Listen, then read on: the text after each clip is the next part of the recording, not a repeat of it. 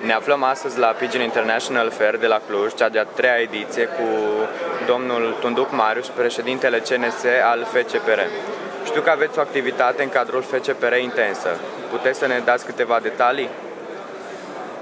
Activitatea mea este într-adevăr destul de intensă, pentru că funcția de președinte CNS și ar trebui să fie cea de membru CNS este o activitate destul de complexă și se referă la organizarea sportivă a concursurilor, a campionatului FCPR. De fapt,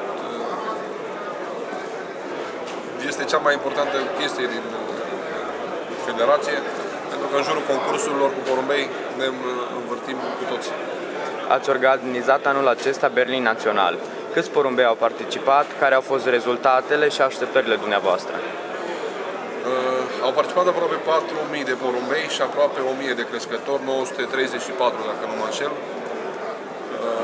Pentru mine cel puțin a fost peste așteptări, însă nu l-am organizat eu, deși așa se dă de înțeles. A fost organizat de federație printr-o comisie din care am făcut și eu parte. Poate că am fost cel mai mult implicat sau cel mai vizibil, fiind prin intermediul internetului sau așa, însă a fost o comisie în care a făcut parte și Bilan Florin, și Sandu Huzu, și Florin Gătejescu, și Urzică Costel de la Iași, plus responsabili de centre care au organizat îmbarcările pe fiecare centre. O grămadă de oameni au fost totuși implicați. Porumbei au venit mult mai bine chiar decât m-aș fi așteptat eu personal. Consider că e o mare reușită a columbofiliei române acest concurs, prin ceea ce a generat, prin starea, prin emoțiile, prin adrenalina care a generat-o și prin bucuria adusă unora pe cele 5 zone de distanță care au devenit campioni, sau în top 3 sau în top 10 cu păsările lor. Cred că a fost o mare reușită și sperăm să fie an de an la fel. Nu de mult a apărut pe piață și cartea Pasiune și Distanță, volumul 3. Puteți să ne dați câteva detalii despre carte, de unde o comandăm, prețul acesteia? Da, este cea de-a 5-a carte scoasă de mine, al 3-lea volum de la Pasiune și Distanță. Am dorit întotdeauna să las ceva în urma mea palpabil și vizibil și ăsta este motivul pentru care au scris toate aceste cărți. Pasiune și Distanță este, la fel ca primele două volume, o carte despre crescători puternici de fond și maraton, în care aceștia își dezvăluie metodele care le-au adus succesul. Este o carte din care cred eu că se poate învăța foarte mult despre aceste categorii și este o carte prin care câțiva crescători foarte buni la categorii respective vor rămâne pentru mulți ani în amintirea noastră. Ea se poate găsi la standurile din cadrul expozițiilor care se organizează în țară, costă 25 de lei și încă n-am făcut, dar probabil va fi și o aplicație de comandă online pe internet. Puteți să ne spuneți de când participați la acest târg din Cluj? Este a doua oară când vin la acest târg. Consider ideea târgului una foarte bună, locația foarte bună și târgul organizat profesionist. Puțin partea de nord-est a țării suferă la numărul de columbofili, ne putem compara cu sudul. Însă este un târg frumos, o ocazie frumoasă în care ne întâlnim cu toții. O ocazie bună să columbărim, să zice, împreună.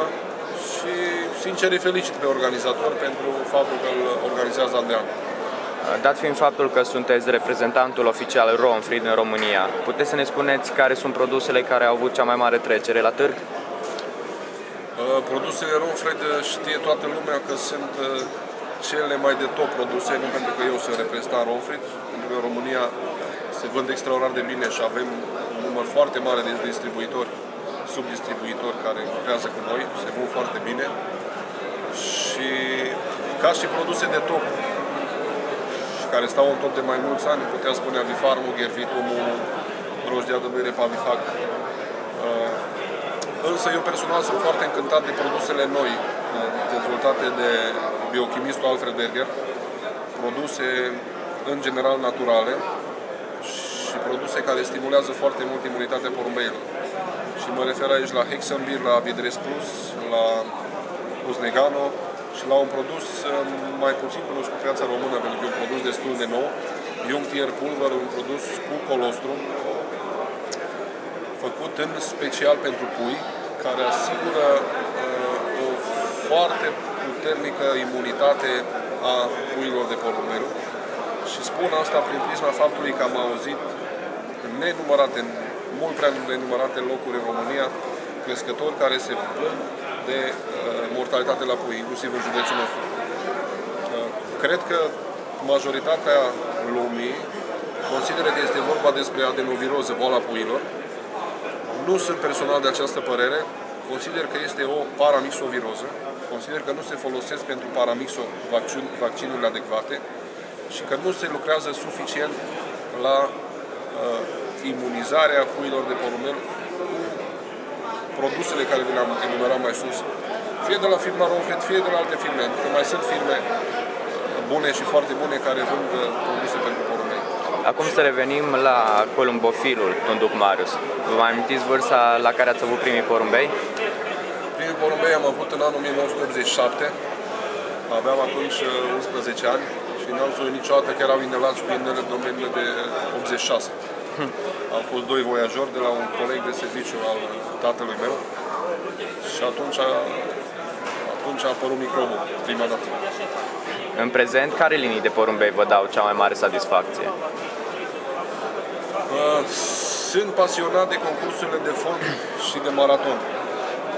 Joc și restul categoriilor nu cu o pasiune atât de mare și mă bucur că am revenit în topul județean la categoriile maraton, luând anul ăsta locul 1 maraton tineret pe județ, din centralizări locul 14 pe țară și mai sunt câțiva porumbei de maraton. Porumbeii Fane Buțucanu, vorbesc de porumbei din România, sunt cei care îi am în coteț și care mi-au adus satisfacții de mulți ani de zile. Au și porumbei de la Ghiță Lungă, care au jucat foarte bine, să nu mai am în momentul respectiv. Și ca și porumbei de afară, mă axez în principal pe porumbei familiei Chip. În principal pe porumbei familiei Chip. Pe lângă aceștia mai am un cuplu de porumbei foarte valoros din Ungaria, care pe Moldova a dat produși foarte, foarte buni, pentru că l-am avut mult timp promotat acolo. Însă revenind la porumbei Chip, sunt porumbei pe care lucrez și am să lucrez în continuare și mă bucur foarte mult că ceea ce am adus de la Hugo a început să facă performanță la nivel înalt în România și mă refer aici la locul 1 maraton tineret național. La Cobzarul Daniel a trecut și este scos dintr-o femelă a lui cu un mascul primit de la mine, dar la rândul este scos din doi porumbei Chip, ambii Chip, deci este un produs Chip 100%. Frate al acestui porumbel, care e tata campionul național, este primul meu porumbel sosit la Berlin anul ăsta. Și din același mascul care a dat porumbeiești, am avut anul trecut locul 1 la derby județean la Pui. Locul 1 județean. Ăștia sunt porumbei pe care îi țin. Nu sunt un adept al introducerilor foarte multe de porumbei. Și consider că cu porumbei care am, cu răbdare și cu multă muncă, o să fac o treabă destul de bună. Asociația columbofilă Voiajorul Bihor este una dintre cele mai importante asociații din țară. Care a fost succesul și cum ați ajuns? Nu suntem chiar una dintre cele mai importante asociații din țară. Suntem o asociație medie spre mică. Însă, la nivel tehnologic, am fost prima asociație din România care a jucat doar cu ceasuri electronice, care a transferat datele în programul de clasamente, era de sigilare și avea clasamente în 10 minute. Și suntem singura asociație din țară care este proprietara unui camion de transport porumbei în valoare de aproape 30.000 de euro. Deci un camion de ultimă generație. Restul asociațiilor nu au transport de nivelul ăsta sau cele care îl au ca și transport privat. Nu a fost... Nu putem vorbi neapărat de un succes enorm. Suntem un colectiv de tineri acolo, care am muncit foarte mult și am ajuns în ultimii ani în topurile naționale, atât cu asociația și atât cu crescători de la noi, în special la maraton. În special la maraton. Însă anul ăsta avem pe podium național și la general și la alți crescători. dacă nu mă înșel, sau locul 4, s-ar putea să nu am dreptate, la general tineret. Plus care este metoda de zbor folosită de dumneavoastră? Văduvian.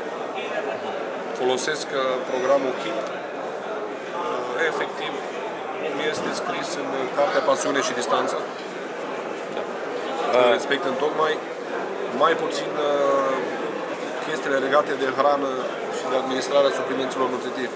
Doar ca și perecheri, desperecheri și așa joc exact pe programul lor. Cum vă recuperați porumbeii după un zbor mai dificil? Ce produse le administrați? Administrez porumbeilor după un zbor mai dificil un ceai depurativ combinat cu un ceai de ficat. În aceeași apă porumbeii primesc electrolit și un energizant de regulă mum sau orice altceva. În ziua următoare porumbeii primesc, dacă zborul a fost foarte greu, aceeași combinație plus pe boabe proteină animală, K plus K, tot de la firma Rovin. Ce sfaturi le-ați da în acest moment unor tineri columbofili care s-ar apuca de acest sport? În primul rând, astăzi pentru un tânăr columbofil este mult mai ușor decât când am început eu mai serios, prin 98-99. Mergeai în cotețul unui crescător și ți arăta numai campion și n-aveai posibilitatea să-i verifici. Cred că pentru un tânăr azi este mult mai ușor să verifice crescătorii de top din zona lui și crescătorii de top din țară, pentru că avem programul de clasamente și o transparență extraordinar de mare. În primul rând să cumpere porumbei de la crescătorii campioni din zona lor, primul rând. Și abia în momentul când încep să deprindă tainele jocului, să avanseze spre alți campioni din țară sau din străinătate, unde poate sumele investite trebuie să fie mai mari. Să se gândească foarte, foarte bine ce categorii vor să joace, pentru că amalgamul ăsta de joc tot și la urmă nu iese nimic, nu e un lucru sănătos. Să fie serioși și dacă sunt serioși cu porumbeii și să-i îngrijesc măcar o oră, două pe zi, în mod sigur vor veni și rezultate. Domnule Tunduc Marius, vă mulțumim pentru interviul acordat site-ului porumbel.net și vă dorim succes în continuare. Și eu vă mulțumesc și vă felicit pentru munca care o faceți pentru columbofilia română și să o țineți tot așa. Mulțumim!